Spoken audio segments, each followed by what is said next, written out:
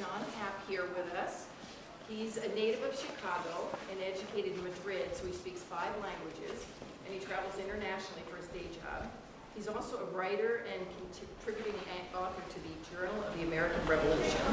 He has business articles published in Spain, Russia, Norway, and other countries, and he's been interviewed for television in Japan and Radio Shanghai.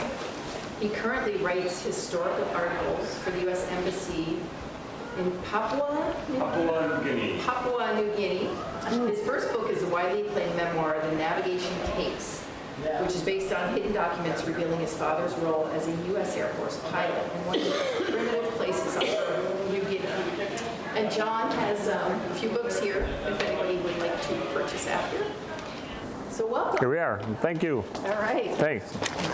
Thank you all for coming out today. Thanks.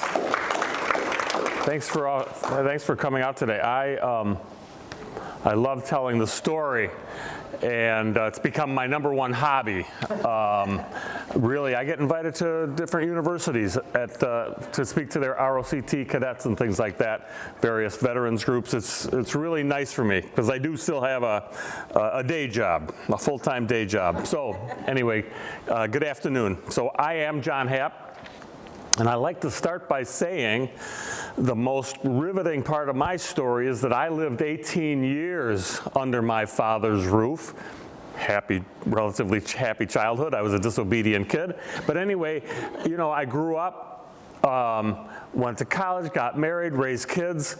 I had no idea about what I'm presenting today. My father simply didn't talk about his service. I knew none of this until about 10 years ago when I was in my mid-50s, and I've become obsessed with it. I've answered the questions that I wanted to answer about it, about his life. But anyway, here's the story. My father, Len Happ here on the taller of the two anyway, graduated from college, Loyola University in Chicago in the magical year of 1941. He was certainly an innocent young man looking forward to a career in bookkeeping and accounting. But he also graduated with a rare private pilot's license before the war started. That's Joliet, Illinois, in the spring of 1940. He got his license through one of President Roosevelt's New Deal programs. And with the U.S. economy in depression, Roosevelt was hoping to stimulate a non-existing aviation industry by training pilots, and then he hoped that by training pilots it would stimulate more demand for airplanes, more demand for delivering mail, more demand for crop dusting, and in that way get, you know, the economy going in that sector. The program was called the Civilian Pilots Training Program, and one of the things I learned is John Glenn, the famous John Glenn, and Senator McGovern, presidential candidate in the late 60s, both of those men also got their private pilot's license, their first flying license, through this Civilian Pilots Training Program. Fascinating stuff. So at government expense, he took flight school training at what is now Lewis University, south of Chicago, and the bookwork about piloting, weathering, and navigation. He took those ground school courses at Loyola University, all on the government expense. This is a Piper Cub, as I said. I hope to amaze you today with the presentation about my father's experiences that I learned about, and I've come to learn that it involved probably the greatest campaign victory in the history of the U.S. Air Forces.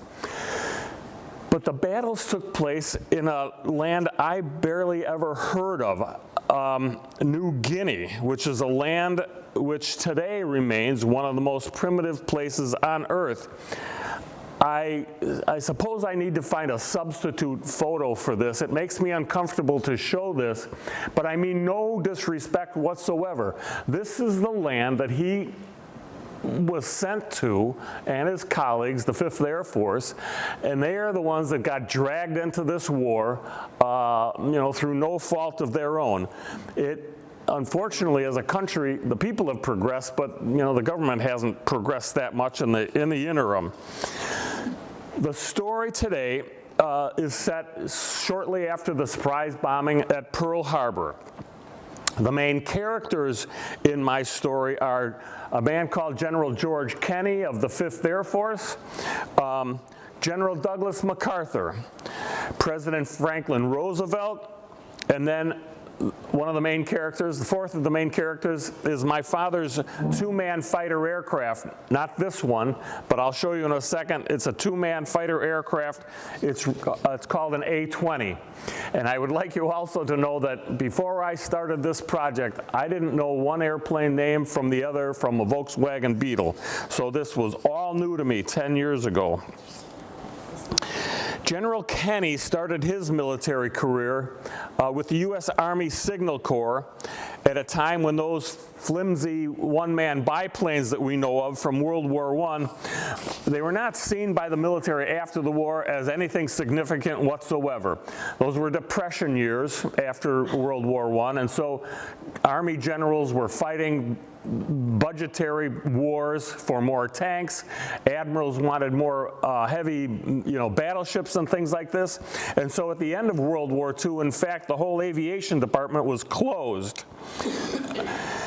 Douglas MacArthur spent the time in the Pacific as a youth. And by the time of World War II, he was considered the military and political authority in the area, in the Pacific. President Roosevelt is a bit in the background of the story, but at the start of his presidency, the aviation industry was not even a blip in GDP figures in this country. It was small business, to say the least. But through his progressive New Deal programs, he pushed along aviation to the point where by 1945, the end of his presidency, aviation had become the largest contributor to GDP in the largest economy on earth, that of the United States. The result included a wide variety in size, weight, and uses of aircraft. This is one of them. In fact, my father trained in 11 different types of aircraft.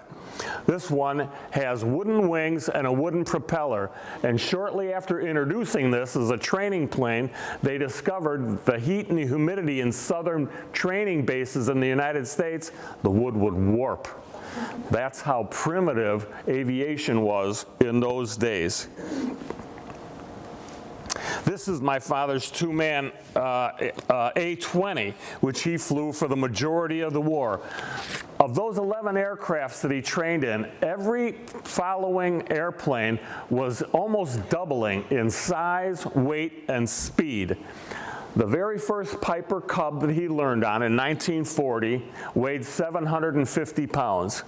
This airplane weighs 15,000 pounds empty. And as I said, he flew it for the majority of the war, and it was an attack airplane that would fly in at treetop level and drop little bombs with parachutes on them to give the pilot time to get away from the explosion. And then they would fly back and machine gun whatever was left over. What I like to point out here as well is that his airplane is called Little Joe. No bikini-clad women, no vulgar statements about going after the enemy. It's named after his 10-year-old brother who was still at home at the time. Now, so after sheltering 6 children, my grandmother and my parents for over 40 years, our family home was apprehensively cleared out. The contents were distributed to each of us 6 children, or it was thrown out, as you can imagine, and the house was put on the market. A lingering curiosity was stirred in me when my mother presented me with this crusty leather briefcase found in our long-ignored attic. You can see maybe in gold lettering anywhere there, case, navigation, dead reckoning, type A4, specification numbers, etc., etc. Never saw it before in my life. As I said, my father never spoke about his time in World War II, and I came to realize that Over the years, he had meticulously uncreased his military orders, organized the correspondence, the love letters that he had sent home, and organized these various photos like the one that I showed you earlier, and packed them all away privately in that navigation case and put it away up in our attic. So I'm going through 3 stacks of materials now after I inherit this case. His letters home, his military orders, and the photographs. And then I was trying to match all this stuff up with the public histories and the biographies, everything I could read. I became so obsessed with it that my wife thought I had a little, well, she probably always thinks I have a screw loose. My brother couldn't understand what I was digging into all this history for kind of thing. As I'm going through this, randomly from within, a newspaper article tumbles onto the floor. And it described a massive typhoon citing, quote, horror and tragedy, leading to the biggest loss of men and equipment in the history of the U.S. Air Force. The fact that it involved my father naturally piqued my interest, but what drove me most, because as I said, he never spoke about any of this stuff. My first question was, where's New Guinea? And if we were fighting the Japanese, what did New Guinea have to do with it? What was my father or any American doing in New Guinea? And that's really what drove me at the beginning of this project. Then we have that whole typhoon and everything, what that was all about. The man I knew growing up was a mild-mannered, warm-hearted, devout, church-going guy. He was a hobby gardener, a hobby fisherman. But I grew up during the Vietnam War era, when being military was not too popular. That's one of the main reasons I try to explain why he wouldn't have spoken about his military service. Because in the 60s, with the Vietnam War, I don't believe many men or women were out bragging about their military service. Kids were questioning what their parents were doing, what America was doing, and why. I remember as a boy growing up in the 60s, haunting TV images of green men trudging through the jungle, rifle in hand, not knowing what was coming at them around the corner. It was gut-wrenching. As kids, high school kids, grammar school kids at the time, neighbors my brother's age escaping to Canada to avoid the draft. Do you remember that? Unbelievable stuff. I only recall when I asked my father about his service in World War II, he would very dismissively say, well, I was a pilot in New Guinea. And because of how mild-mannered he was, I just imagined it was, if I hadn't thought of anything, because I didn't know what to ask, I figured, okay, he's hauling men and equipment from here to there in some kind of a transport capacity. I was shocked.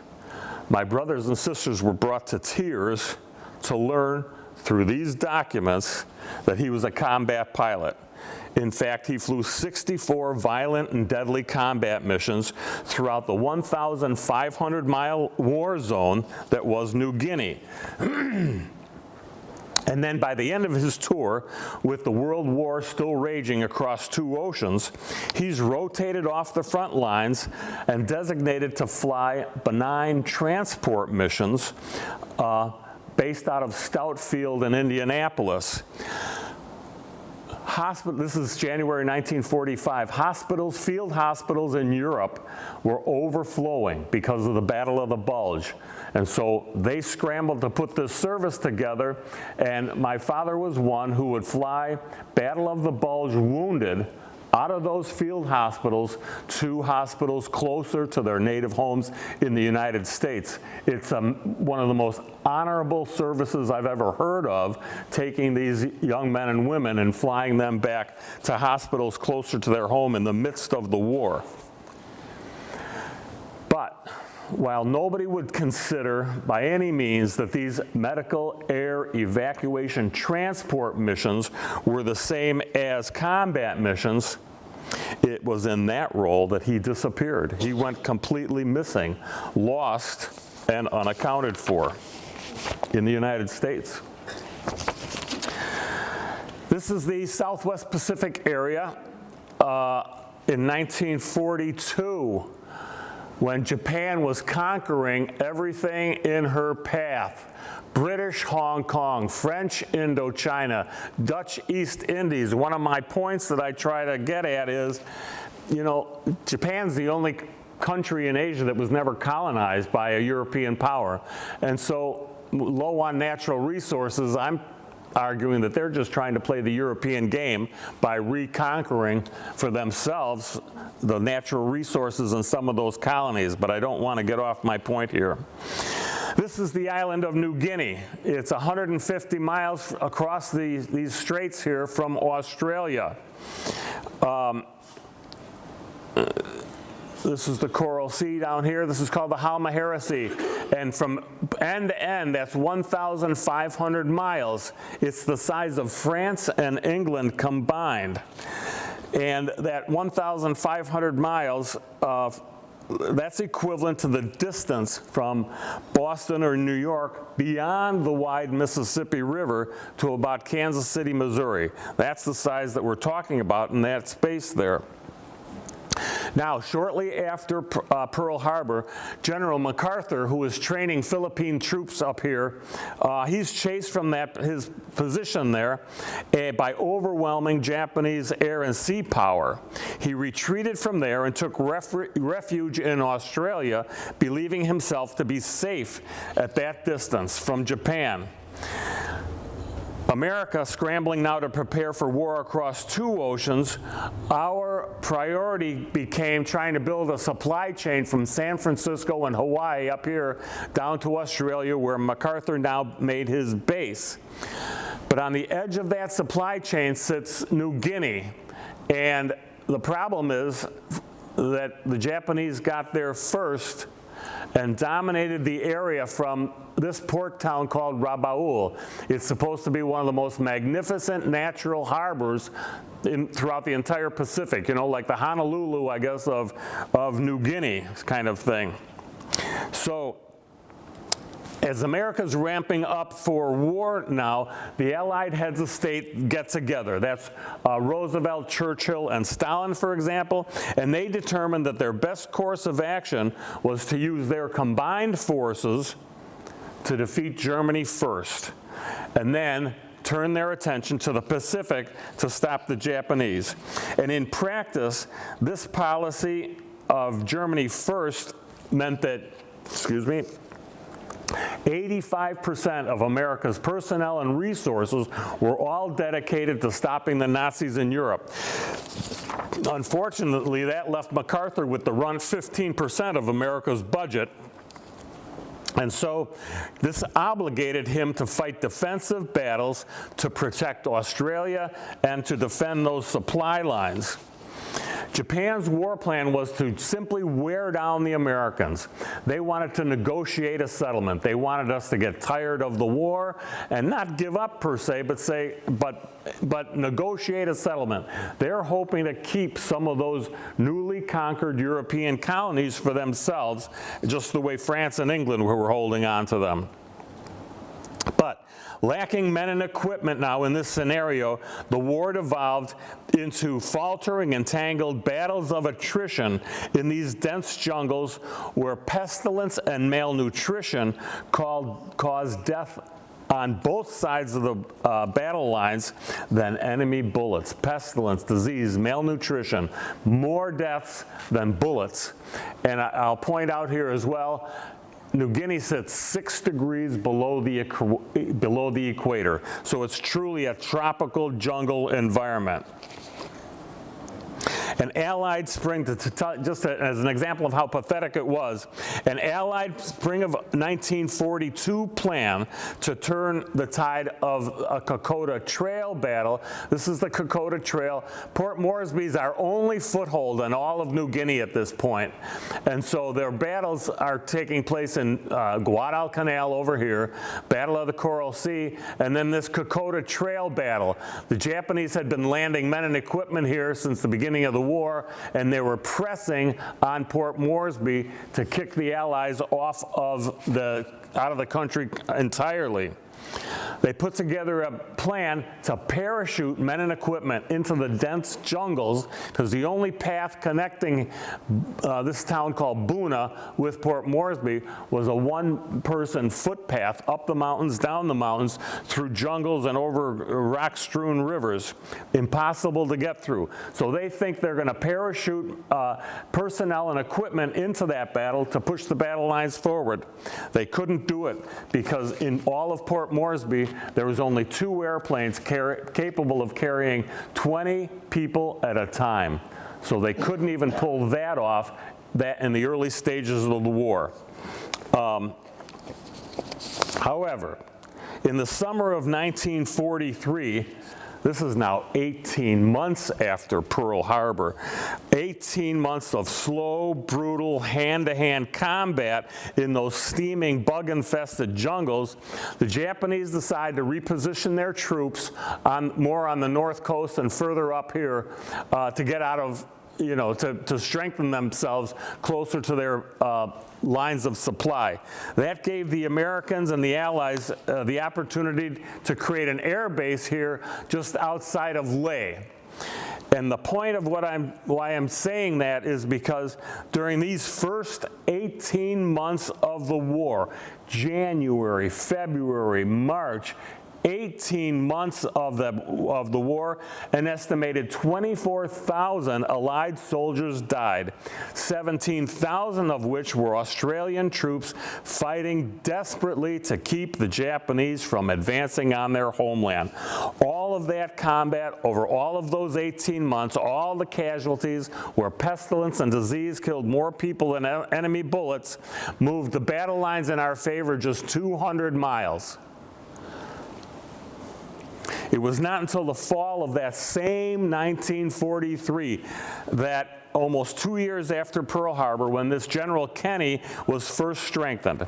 He received some 35 bomb groups, a total of some 3,300 aircraft, and almost immediately, in contrast to that aborted Kokoda Trail airlift, an operation was carried out in which he had 300 aircraft at his disposal to drop some 1,700 troops, paratroopers, into an opening there near Leh where they could create a base called Guisap. And this is the now famous B-25 over stormy New Guinea here. These were used to bomb and strafe the area, to clear the area of Japanese so that the 1,700 paratroopers could land more safely. So we're making progress, but that port town of Rabaul is filling up daily with Japanese troops and equipment, and that's haunting MacArthur both literally and figuratively from the north there. You might imagine that these old wartime generals were hoping to conduct some sweeping ground movements like, I don't know, through, Europe or North Africa. And they were just slowly coming to grips with the dense jungle terrain in which they were working. And so they finally realized the fruitlessness of traditional ground offensive through that inhospitable terrain. And also with his hands tied by that Germany first policy, right? General Kenny devised a plan to leapfrog, to use his air forces to leapfrog past enemy strongholds like Boona that I pointed out there earlier and that port town of Rabaul. He planned to fly just beyond the battle lines to break the enemy's supply chain. So just as MacArthur's working to develop his supply chain from the States down to Australia, Kenny's now using the limited forces that he has to break the Japanese supply lanes and cut them off from their sources of supply. So here, through my father's navigation case, I have what is real history, and it's called MacArthur's Triple Play, and it relates to that article that tumbled out onto the floor, causing horror and tragedy. Japan, as I said, had been colonizing these Pacific islands in general and insinuating her forces specifically around the Bismarck Sea area. This is the Bismarck Sea, named after German Chancellor, whatever his name is, Bismarck. And the Japanese had been tumbling down from Japan, filling up these port towns with men and equipment ever since Pearl Harbor. The key locations that they're really developing are Madang, Wewak, and Itep. And that's what America's new, these U.S. Army Air Corps now is focusing on, trying to destroy and disrupt the Japanese in those areas. Then Americans' intelligence discovered that those bases were being supplied by a more massive base further up the coast called Hollandia. Today it's called Jayapura in Indonesia. This logistics and supply center was considered to be so far away that it was out of range of Allied bombers. So the Japanese are sitting there feeling very comfortable, even though the Americans are starting to attack some of those other bases. Throughout the early months of 1944 now, time is passing, we were tasked with slowing the enemy buildup by bombing and strafing, harassing these strategic enclaves in that vast area. At the time, the growing base at Wewak, quote, awed General Kenny and his men. The Japanese were receiving new men and aircraft seemingly daily. It was estimated that a staggering 100,000 Japanese troops and hundreds of combat planes were now stationed there. Madang, a little bit to the south, was used as a logistics center and a depot, warehousing center. And then the most distant of the targets is Itep. And again, this is where we are basically in Leh. So we're flying here, trying to disrupt the Japanese as best we could. Itep is 400 miles northwest of Leh and still 150 miles south of Hollandia. Sorry about the details, but it goes to the crux of the mission here. Here's my father at work here. This is a digitally enhanced photograph taken by one of his colleagues. Again, little Joe, no naked women, no go get 'em Hitler.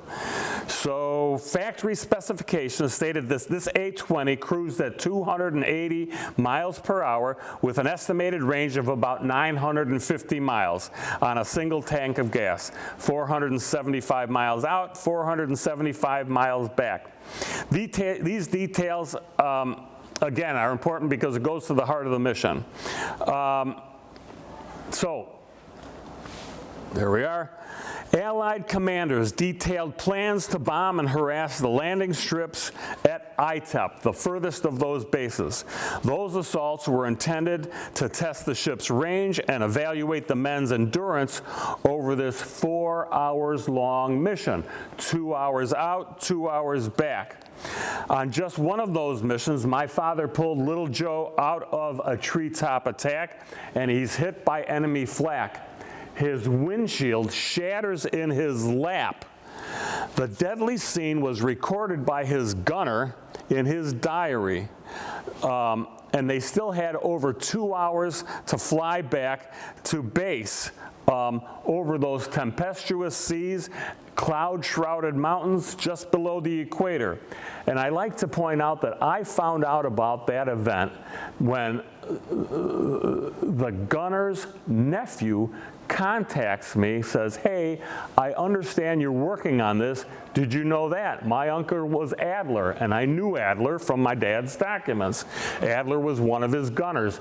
The pilots took different gunners on different missions. So Adler's nephew writes me, can you imagine, I beg people, please save your stories, write them down, save them somehow. For me and people like me, it's invaluable, this information and how it contributes to history.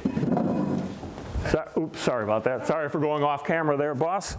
So it's just invaluable. My kids have all this and they understand my enthusiasm, but maybe they won't be saving all this material. But it'll tumble to a grandchild or a nephew, so just a little commercial there. Please save your documents and your histories and if you're a bricklayer, if you're a carpenter, or if you were in the military, you just gotta save your stories. So, As these bombing raids now, back to ITEP, as they're starting to show results, the Japanese in turn started to cautiously move men and equipment out of that area. And that created another dilemma for MacArthur. He was inadvertently strengthening Hollandia, a base further up the supply chain, which he knew he eventually had to deal with. So he creates a diversion to try and bring Japanese back down into that area. And he is, and this is what's detailed by this gentleman by the name of Dulac. He's telling the men about this mission that they're going to undertake.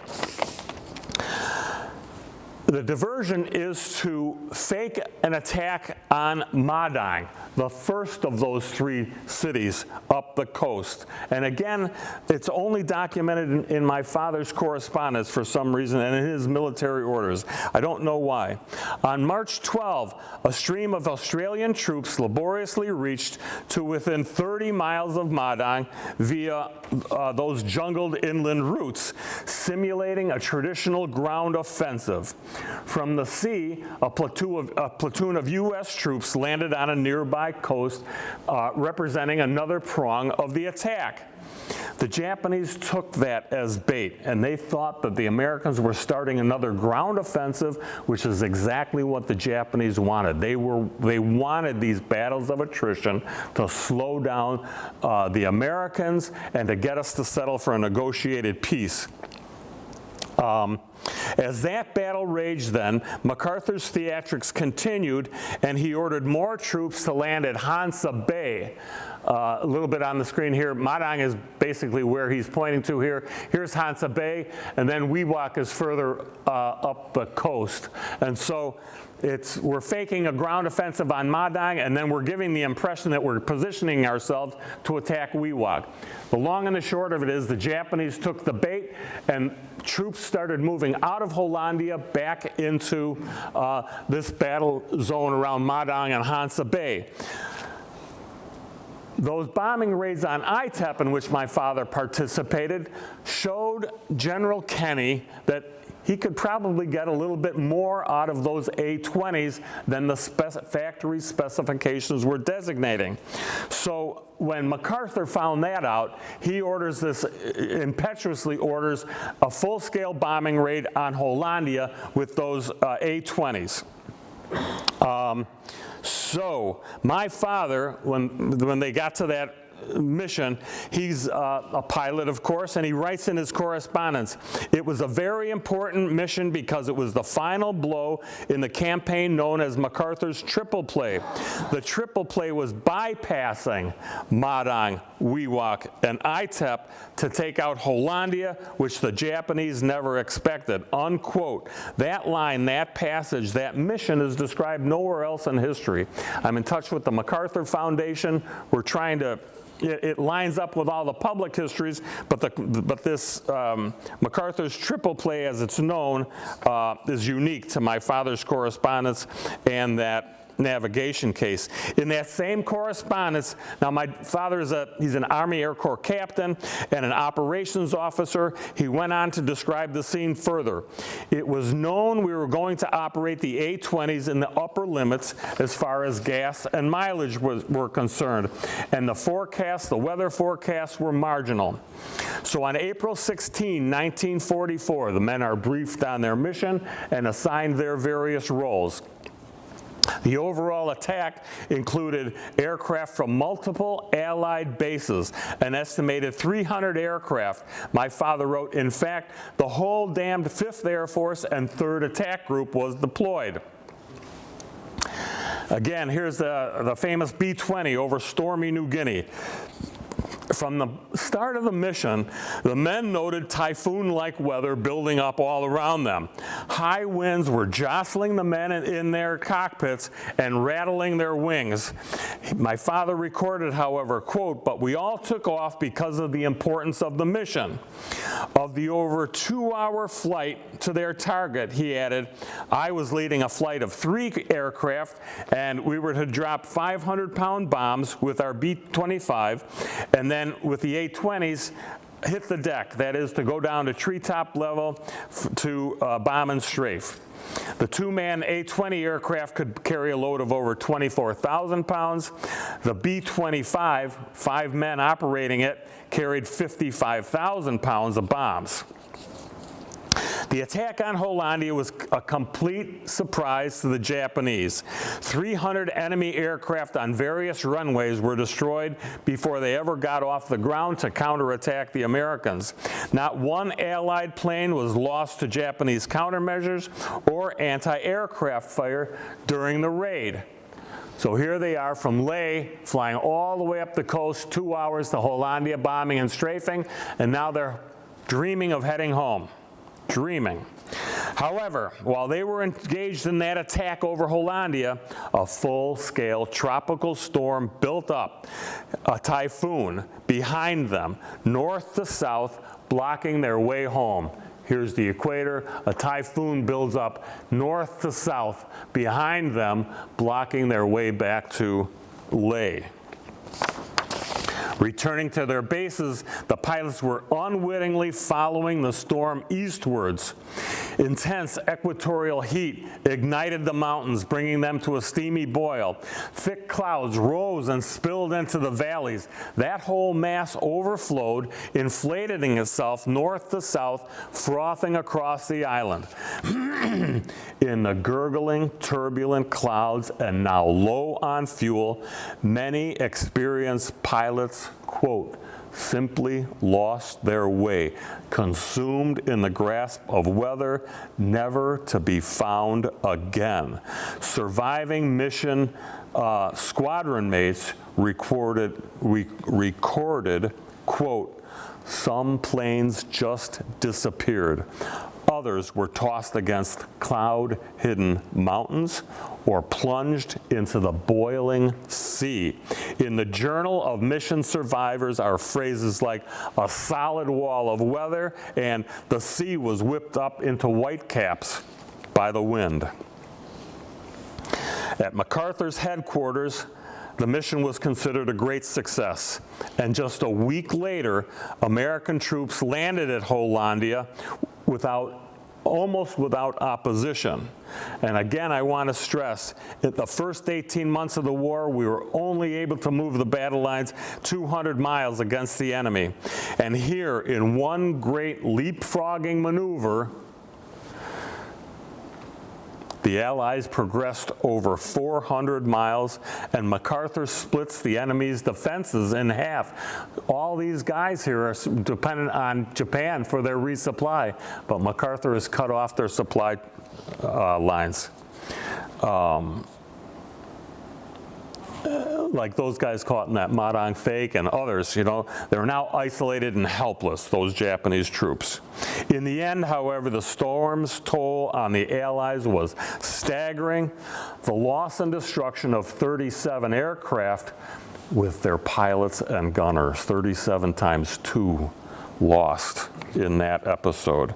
It was recorded only by my father's bomb group, and they recorded it as Black Sunday, and it remains today the biggest operational loss as opposed to a combat loss in American history. Oop, a little bit too early. So we're getting close to the end now. Thanks for your patience.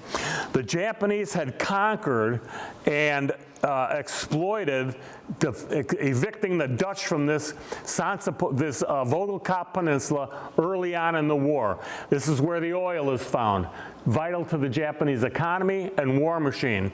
This is Biak Island, and this is Galvink Bay. I'll be referring to those markers in just a second. As I said, oil vital to the Japanese economy and war machine was found in abundance on this Willcutt Peninsula. Controlling that area was one of the first achievements of the Japanese in the war. And according to one historian, quote, commanders in Washington had looked at that area and projected oil production of as much as 16,000 barrels a day. In July of 1944, 75 of my father's comrades Americans in their A-20s took off from their new base in Hollandia and struck an enemy oil field and depot called Boela on the far side of that Willcutt Peninsula. This target was some 2.5 hours distant, which required a refueling stopover on that Biak Island in Gelvink Bay. And again, this is all in my father's navigation case. All, you know, photos and correspondence, but he had all this stuff tucked away in here. It's a dramatic image because you can see an A-20 emerging from the destruction there, and you can see the oil rigs, just dramatic stuff. Later that month, the men were tasked with bombing a Japanese seaplane base with transport barges and supply ships at a port town called Kokos. This installation was located on the south coast of that Willcutt Peninsula. Kokos was a 6.5-hour round-trip mission from Hollandia, which is the equivalent it takes today to fly from Boston or New York across the vast Atlantic to London, 6.5 hours. An amazing sequence of photos found in my father's navigation case describes what pilots in New Guinea faced more clearly than anything. This is a dramatic scene of 4 photographs. Relieved and anxious at finishing his bombing run, the A-20, piloted by Lieutenant James Nahr and Staff Sergeant Charles Reichley as his gunner, is hit by enemy flak and caught fire and rolls to the right. Out of control, the A-20 plunges into the bay. The descriptive images give an idea of how low the squadron was flying and at what speed by how quickly Nahr impacts the water, crashing into the sea. It warrants emphasizing that this aircraft, I'm gonna go back, I'll show it another time. That aircraft weighs 15,000 pounds empty. It's over 17 feet in height, 47 feet in length, with a wingspan of over 61 feet. But right before our eyes, in 4 clicks of the camera, 1, 2, 3, 4, we see this enormous machine crash and shatter upon impact with the sea, disintegrating. These photos were taken by Nahr's wingmate. Cameras in his plane rolled automatically in order to assess the bombing run, right? But in these frames, it was Nahr and Reichley's drama of death that was caught in the lens. That's difficult for me sometimes. Yes, yes, yes. So this is the end of it. In August of 1944, after a period of intensive bombings, Americans landed fresh fighting troops at a beach called Amsterdam on the west coast of this Willcutt Peninsula. With this scattered burst of aggression, specifically on August 6th, Australians reported that Japanese were fleeing various strongholds in and around Gelvink Bay, heading west. Allied forces attacked them at a place called Manakwari. They landed at Sansapur and moved a little bit to the south to overtake that group. By the end of August, that port town was taken. Some 25,000 Japanese troops were isolated on that peninsula. Trapped and cut off from their supplies, those soldiers represented the final enemy opposition on all of New Guinea. This is truly the first war of its kind and is starting to become recognized as the greatest Air Force campaign victory in American history. The Japanese threat once reached Port Moresby down there on the south coast across the straits from Australia. During the first 18 months of battle, as I said, 24,000 Allied soldiers died, moving the battle lines just 200 miles, as I've said a couple of times. By the time General Kenny was reinforced with a bare minimum of what was allowed under that Germany First policy, the results and the statistics became amazingly clear. The progress from Leh to Hollandia, while costing upwards of 9,000 Allied air and ground forces, moved the battle lines over 400 miles over 500 miles in the first 4 months of 1944 alone. And then later, another 4 months later, with the liberation of this Willcutt Peninsula, the Allies commanded air superiority over the 1,500-mile length of New Guinea, from the Coral Sea in the southeast to the Halmahera Sea in the northwest. It was there that General Kenny was the first in American history to achieve the now widely accepted principle that the first goal of any military conflict is air superiority over the enemy. He's the first to do that. So, and then here we go. So that's my father being decorated really for the Battle of the Bismarck Sea, which was basically the Hollandia story. And that's basically the story. He goes on to fly mate missions, as I said, medical air evacuation transport missions, and all of that we know about through his correspondence back to his girlfriend, who becomes my mother. And I like to end by saying throughout this entire process, I have really come to learn that my father was truly a man out standing in his field. Thank you. Thank you for laughing.